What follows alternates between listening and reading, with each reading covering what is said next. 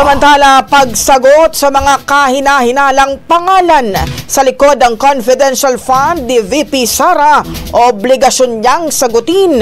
Ayon yan sa palasyo.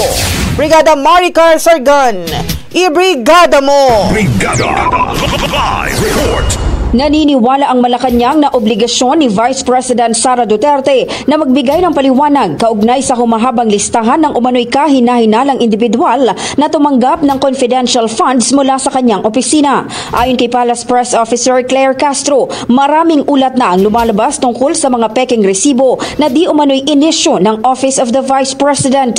Iginiit din ng opisyal na mismong si VP Sara ang nagpahayag ng kahalagahan ng transparency, kaya nararapat lang anya na siya ang manguna sa pagpapaliwanag sa isyong ito. Nabatid na ibinunyag ni House Deputy Majority Leader Paulo Ortega ang paglitaw ng mga bagong pangalan tulad ni na Fernan Amoy, Amoy Liu at Jog Di Asim na tinaguri ang Team Amoy Asim.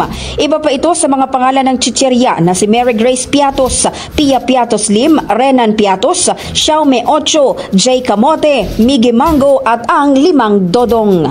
In the heart of changing lives, ako si Brigada Maricar Sargan ng 105.1 Brigada News of Manila, The Music and News Authority.